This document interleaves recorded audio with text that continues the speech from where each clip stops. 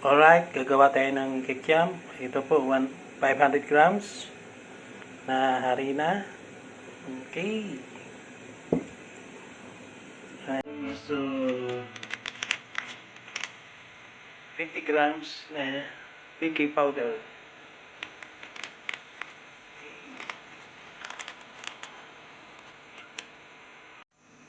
Then, black pepper.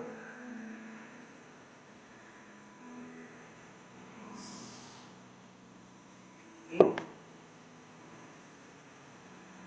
Then, mix. Mamaya, lagyan natin ng oil.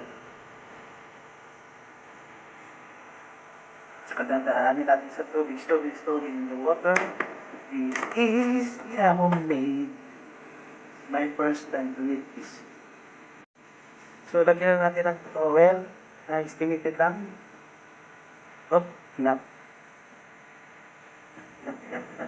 Tama na yan. Then, 1 egg. Okay? Isang itlog, 1 egg. Then, mixing. Mix. Until the dough is form. To form something na form.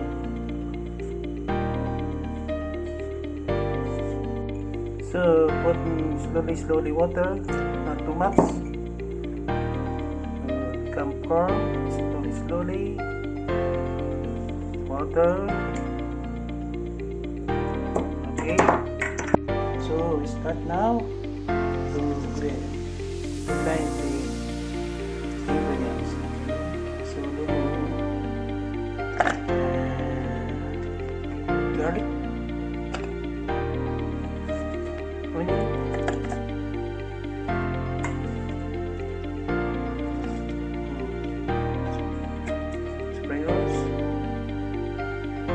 pepper, and sugar, brown sugar. Okay, and blend.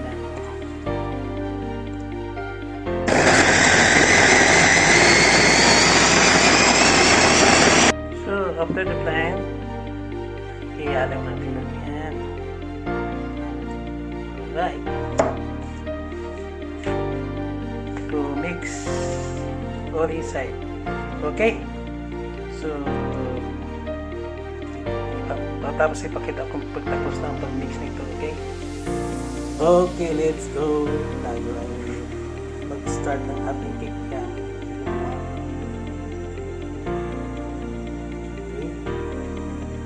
Lagyan natin ng mantika. Right.